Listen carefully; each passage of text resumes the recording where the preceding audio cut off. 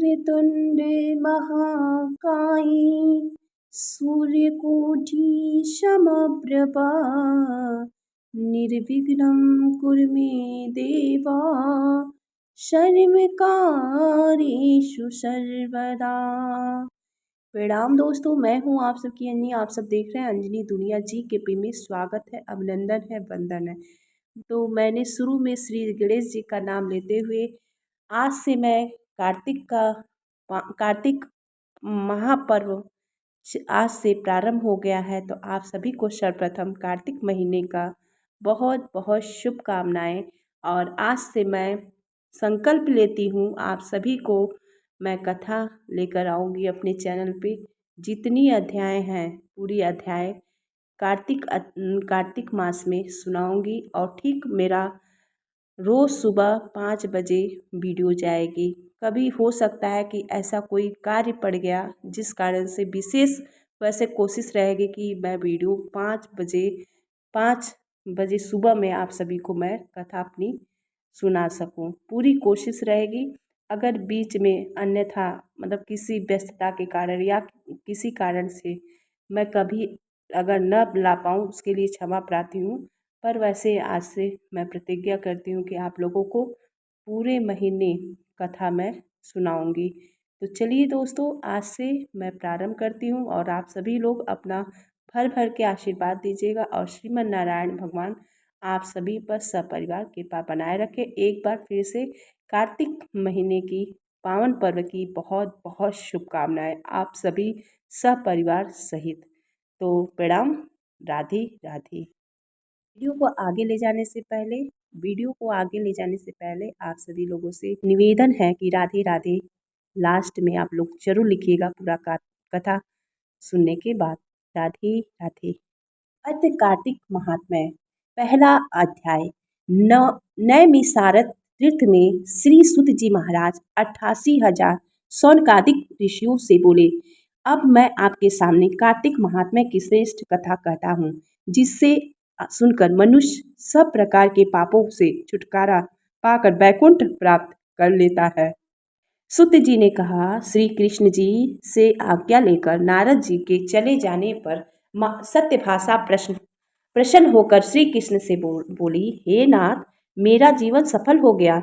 मेरे माता पिता भी धन्य हैं जो आपको 16,000 रानियों में से मैं अत्यधिक प्यारी हुई। मैंने वह कल्प वृक्ष आदि आपके साथ नारद जी को विधि पूर्वक दान में दे दिया, परंतु वह कल्प वृक्ष मेरे घर में सदा लहराया करता है, जिसकी बात को मृत्यु लोक में कोई भी स्त्री नहीं जानती। हे स्वामी, अब मैं आपसे पूछना चाहती हूँ, सो विस्तार पूर्वक कहिए, जिसे सुनकर मैं अपने हित कार्य करूँ, जिसके करने से कल्प पर्यंत भी आप मुझसे विमुख न हो।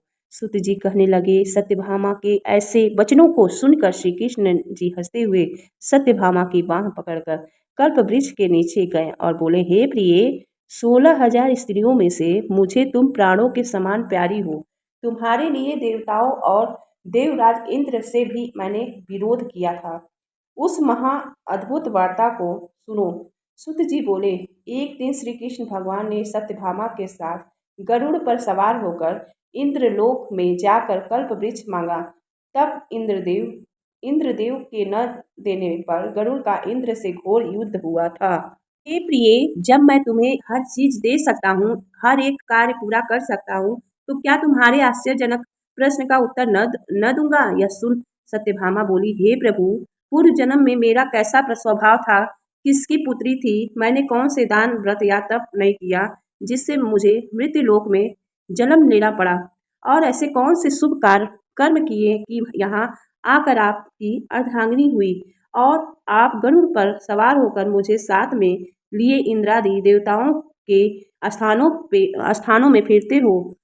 तब भगवान बोले, हे काते, तुम पूर्व जन्म में किसकी पुत्री थी, कौन से पुण्य और वार्तादिक तथा शुभ कार्य तुमने किए थे, वह सब कहता हूँ। पूर्व समय में सतयुग के अंत में मायापुरी में अत्रि गोत्र में वेदों और यज्ञों का जानने वाला देव शर्मा नाम का ब्राह्मण रहता था। वह रोज अतिथियों की सेवा हवन और सूर्य भगवान की पूजा किया करता था। इसलिए सूर्य की तरह तेजस्वी था।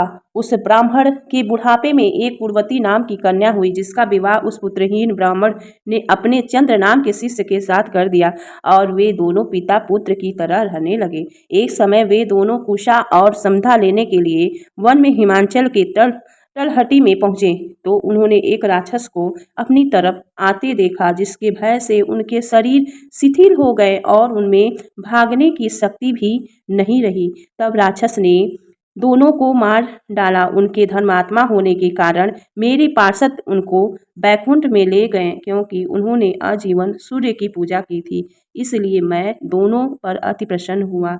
जब वे दोनों विमान पर चढ़े हुए सूर्य के समान तेजस्वी रूपवान चंदन और माला धारण किए हुए बैकुंठ में आए, तब मेरे पास दिव्य भोगों के भोग भोगने लगे।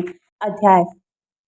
श्री कृष्ण भगवान बोले, हे प्रिय, जब गुरुवती ने राक्षस द्वारा अपने पिता और पति का मरना सुना तो दुखित हुई और रुदन करने लगी। हे स्वामी, पिता, हे पिता, आप मुझे छोड़कर कहाँ चले गए? मैं आपके बिना क्या करूँ? अब मेरे भोजन वस्त्र का प्रबंध कौन करेगा? अब मैं किसको शरण लूँ? मैं विधवा हो गई। विधाता का मेरे ऊपर कोप हुआ। मैं कैसे जीऊँ?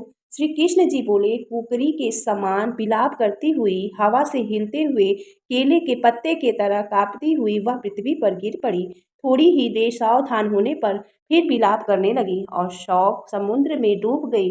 उस गुणवती ने घर की सब वस्तुएं बेचकर यथाविधि से अपने पति की परलौकिक क्रिया की और उसी नगरी में विष्णु भगवान की भक्ति में तत्पर होकर इंद्रियों को वश में कर शांति से रहने लगी और मरण तक एकादशी और कार्तिक मास के व्रतादि करती रहने लगी और मरण तक एकादशी और कार्तिक मास की व्रतादि करती रही। हे प्रिय, यह दोनों व्रत मुझे अत्यंत प्यारे हैं, जिसके करने से भोग और मोक्ष की प्राप्ति होती है, पुत्र और संपत्ति मिलती है। कार्तिक की तुला राशि पर सूर्य निकलने पर महापापी जो भी प्रातःकाल स्नान करते हैं वे भी मुक्ति को प्राप्त होते हैं। जो मनुष्य स्नान, जागरण, दीपदान और तुलसी का पालन करते हैं वे विष्णु के रूप हैं। विष्णु भगवान के मंदिर में झाड़ना, सतिया काढ़ना तथा विष्णु की पूजा आदि का कार्य जो मनुष्य करते हैं वह जीवन मुक्त होते हैं। इस प्रकार वह गुरुवती हर एक वर्ष कार्तिक व्रत और विष्णु भगवान का नित्य ही पूजन करती रही। एक समय वृद्धावस्था के कारण दुर्लभ होने से रोग और ज्वर से पीड़ित होने पर भी गंगा स्नान को गई। ज्यों ही पानी में उतरी, जाड़े के मारे कांपने लगी। उसी समय गुरुवती ने आकाश से आता हुआ विमान देखा। शंख, चक्र, गदा, पद्म आदि आयुधों को लिए हुए विष्णु के रूप धारण करने वाले पार्षद गरुड़ की ध्वजा वाले अप्सराओं से युक्त ऐसे विमान में बिठाकर बैकुंठ को ले गए। अग्नि के समान कृति वाली गुणवती विमान में बैठी हुई कार्तिक व्रत के प्रभाव से मेरे पास आ गई। जब ब्रह्मादि देवताओं की प्रार्थना से मैं पृथ्वी पर आया तब वे गण भी मेरे साथ आए। हे भामिनी, यह सब यादव मेरे गण हैं और तुम्हारे पिता देव शर्मा भी इस जन्म में सत्राजित हुए और तुम्हारे पति चंद्र शर्मा इस जन्म में अंकुर हैं। और हे देवी, तुम वही गुणवती हो जो कार्तिक के स्नान के प्रभाव से मेरे लिए अत्यंत प्रिय हो। तुमने जो मेरे मन में मंदिर की सामने तुलसी का बगीचा लगाया, उसी से यह कल्प वृक्ष तुम्हारे आंगन में है। कार्तिक में जो पहले तुमने दीपदान किए हैं, उसी फल से तुम्हारी सुंदर देह और घर में लक्ष्मी देवी का निवास है। जो संपूर्ण व्रताधिपति स्वरूप भगवान को अर्पण किए थे, इसीलिए तुम मेरी पत्नी बनी हो और तुमने जन्म मृत्यु तक जो कार्तिक व्रत उपवास किए हैं, इससे तुम्हारा वियोग मुझसे कदापि नहीं होता है। इसी प्रकार कार्तिक में व्रत करने वाले तुम्हारे समान मेरे प्रिय होंगे। सूत जी बोले, सत्यभामा जी अपने पूर्व जन्म का सब हाल जानकर बड़ी प्रसन्न हुए। बोलिए विष्णु भगवान की जय। तो दोस्तों, पहला अध्याय और दूसरा अध्याय समाप्त हुआ।